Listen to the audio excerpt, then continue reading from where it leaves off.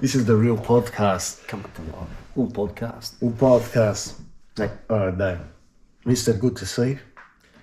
I know it's been a busy few weeks, and there's still some football to play in the season. But the Champions League run, which was a record-breaking run. Obviously, you become the first Australian coach ever to make a semi-final, which is extremely impressive. But obviously, football, things don't always go away. It's come to an end. What are your emotions reflecting on the last days and what has been in that competition?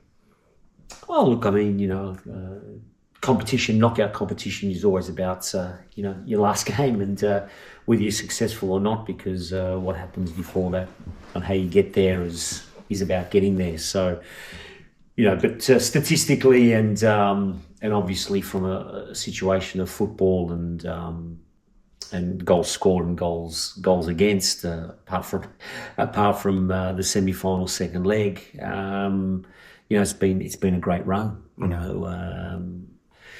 You have to show up for every game. You have to show up for every situation. It's different to a league, and unfortunately, yesterday's situation didn't go our way. We spoke after the match and we were saying the numbers. 31 matches in the season, 28 wins, a couple of draws, and that's the first defeat. Again, it's football, but the results have been there. The season to date has been, there's still plenty to play for, but the season to date has been very, very impressive. Now, when you're on the other side of this, there's still football to be played, a trophy to be won. What's your next approach? What's your next steps with the squad, the group, to get them back up and ready to go for what's to come? Oh, look, I mean, as long as you've got objectives, I'm confident in this group and their ability to sort of, rise to the next occasion that's there. They are a group of serial winners and, very, very competitive group.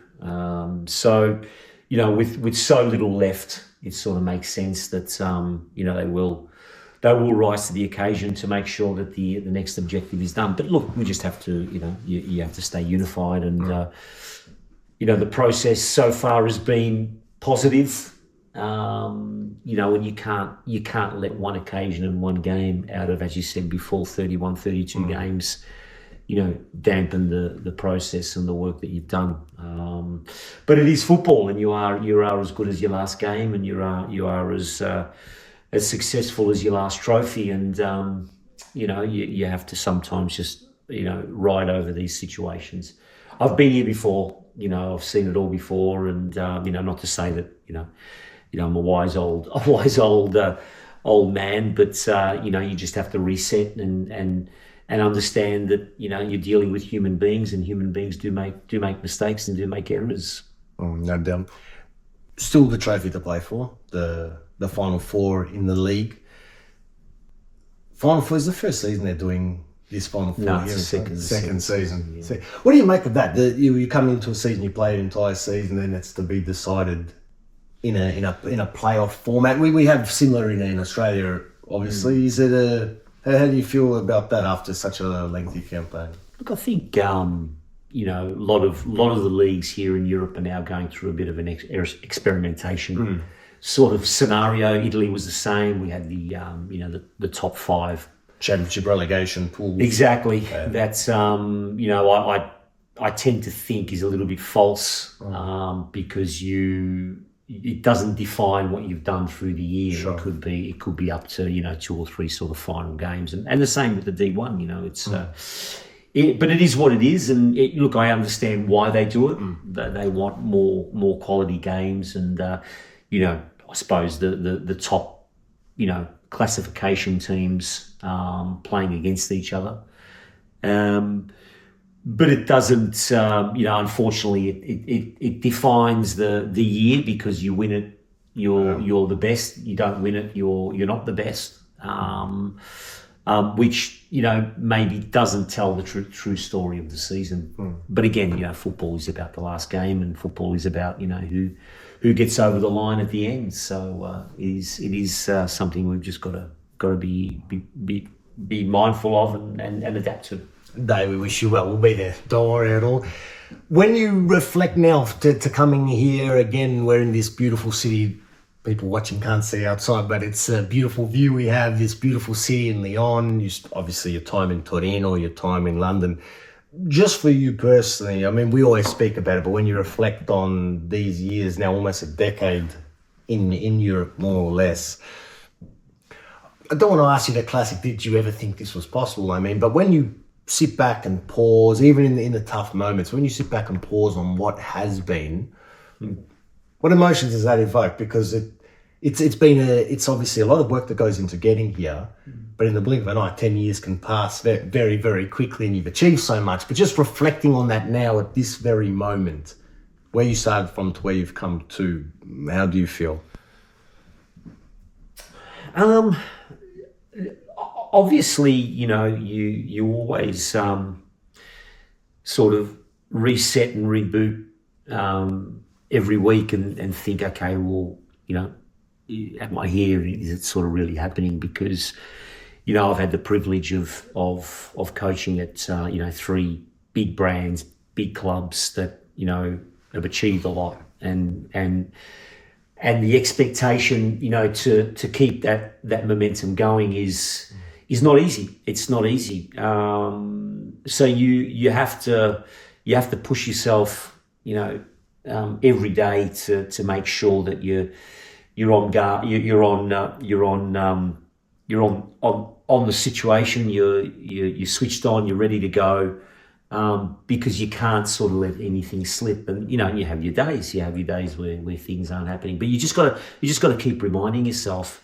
And look, I mean, I've said it many times, a guy from the back streets of Northcote who's sort of sitting here and having had the experiences, which have been privileges, is exciting. And look, you take it in you end up sort of taking it in your stride, but it's been quite an amazing journey. From Northcote, Melbourne to the world's best clubs, it's a nice story, but obviously a lot of pressures do come with that, and you're right. And I'm sure across Arsenal, Juve and Lyon, their challenges have been different at times, but they're consistently there. 3 big brands, as you said. What do you think you've learnt? What's the biggest lesson? I love the classic saying that in life there's no losses, there's only lessons. Because in those moments, the tough moments are the moments where you learn, you develop. What do you think is your biggest lesson learned, or something that's made you a better coach from all the pressures that you've encountered over this last decade? Yeah, I think learning to keep the levels high, learning to keep the standards high, because that's the expectation at these clubs, is important. Probably the importance of people, because staff and players are the ones that allow you to have the successes or failures. You rely on I suppose creating environments that allow people to be the best they can be, and hopefully working to the same scenario.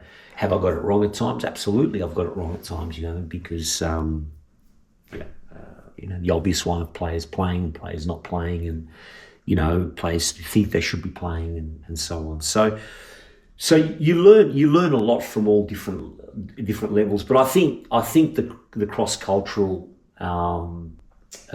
privileges of experiences has been amazing.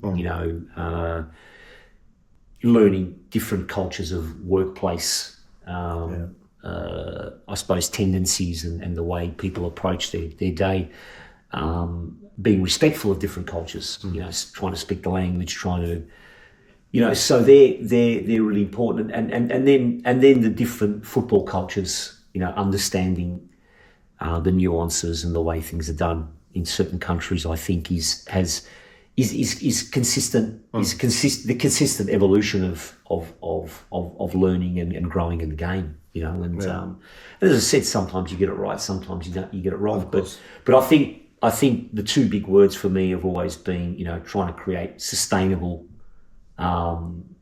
environments and cultures, and environments where you create platforms where they can grow, you know, and sometimes, you know, you have to go through a little bit of pain, you know. You know, it's been a couple of roles where, you know, obviously the Arsenal was a complete rebuild. Juve was a change of mentality and rebuild, you know, to be in Europe, and Lyon is, you know, obviously a team that's now going through probably a cycle change. You know, it's the end of a cycle. So you have to manage those within the cultures and within the, you know, the environments that you've got. Fascinating. Whatever is to come in the future, it's amazing the lessons you can learn. I can relate very similarly in my TV work. You know, you work with different countries into different markets. You just learn so much. It's what I love so much about the travel side that football has given us. There's no doubt that what you have done has paved the way and inspired, let's say, the next wave of coaches coming through back home in Australia. When you again pause a moment and reflect on that, that's so unique, so special, so powerful. The fact that you have done something that no Australian manager has done before. I mentioned off the top with regards to a Champions League semi-final, remarkable achievement, all the success across multiple leagues, 3 countries, fourth being Australia, but 3 countries here in Europe. Being a figure like that, I know you're not someone who loves the limelight, loves the spotlight, but you have really inspired so many people back in Australia now that they see someone at this highest level doing what you have done consistently over the last decade. That's got to be a special feeling, maybe something you haven't thought about too much, but no doubt that is the case now, because there is a lot of belief that, we've seen one of our own do it, we can do it. Well, that's encouraging. I mean, it's not something that I set out to do, as you said before. It's something I haven't really thought about. I suppose there's a few things, you know, timing, you know, when I came over and timing and obviously, you know, taking the opportunities, you know, because in the end you're given these opportunities and you gotta take those opportunities that are there, you know, and obviously in the industry that we're in, success sort of gauges, you know, how well you've done by taking that opportunity. Yeah, look, it's nice. It's nice to be thought of that way, and look, I've always said it that I think we do a lot of good things in Australia, you know, and I'm sometimes saddened to hear the negativity that comes out of the game, you know, and I think sometimes that negativity is through lack of information, through opinions, and sometimes a little bit, you know, trying to be something that maybe is not attainable.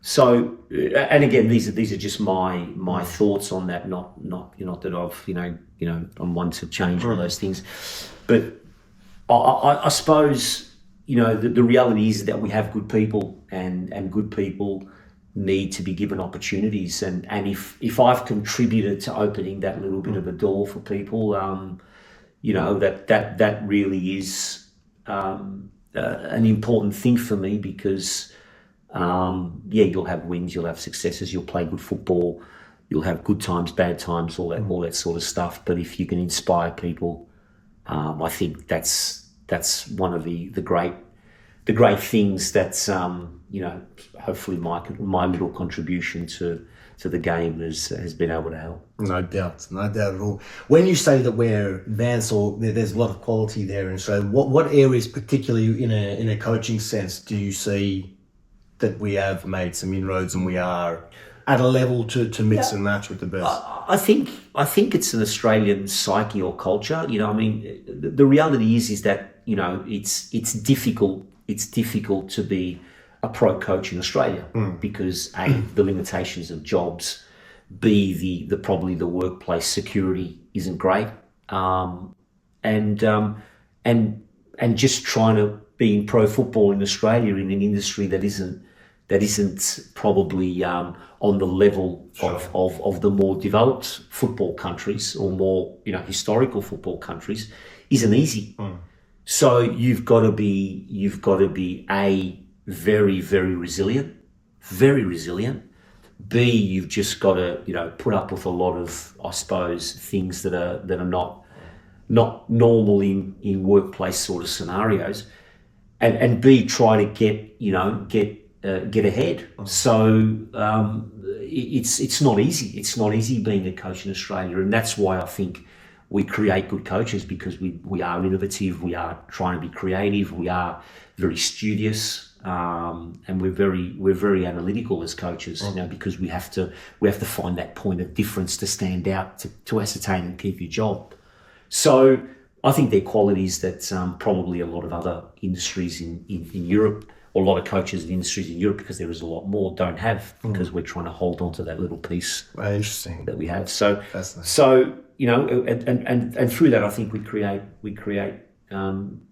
good people. Very fascinating. I presume that's the same when we talk players, in terms of, you say that those opportunities and progressing and developing. If we look at players, young players coming through in Australia, I presume that your suggestion would be to develop and maximise their potential at some point, getting, as football continues to develop in this part of the world, getting over here and taking that next step will help them maximise their potential? Yeah, look, it's part of it. It's part of it, and the more I sort of go in to look at academies and development programs, there's no magic wand. There's no saying, oh, this academy is going to create a certain player, or this academy is going to create a type of player. I just go back to, the more players at certain ages are exposed to the right amount of football, to the right amount of situations and moments that they can develop. I think that's the key. So it could be the A-League. It could be the A-League where that, those 30, 35 games or 38 games or whatever it is, give them the exposure of high-level football. That's the best learning. That's the best development, And the example he used in France, it's a real simple one. It's an exporter of talent. But there's a lot of teams, sort of mid-row or mid-table, both in female and men's football, that you've got 18, 19-year-olds that have already played 50, 60, 70 games in D1. So, I mean, there's no magic wand. The more you play, the more you're exposed to high-level competition, the more you've got an opportunity of developing in real environments, because we can train as much as we want. We can talk about all those things, which is always the base. Don't get me wrong; it's very, very important. But the exposure to the right amount of football, the correct amount of pressure moments, you develop. You develop as a thing. Yeah, look, I mean, football has a way of giving you good times and bad times very quickly. And as I said, anything can happen. So I mean, look, there'll be more challenges, there'll be more situations, and at the moment, I'm really enjoying my coaching and the way we're going about things. Sometimes environment and circumstances, change and give you other things, but I'm really excited for hopefully the next few years of my career, and we'll see what that brings. But I know there's plenty of big things to come, no doubt in the world. And again, look, I wish we could show people, but look here, Lyon, this beautiful view, Tom in Torino, in London.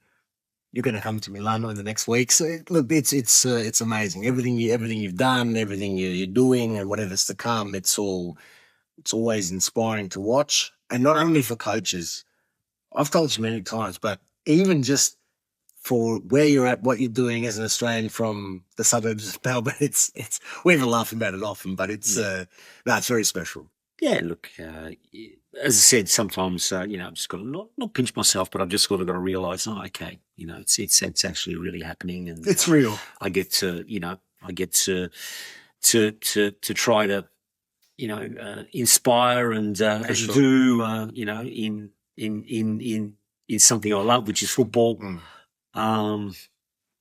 Yeah, look, so it's a lot of fun at the moment, and really enjoying the journey. Bravo. Keep going. Appreciate the time as always. Pleasure. All the best. Grande.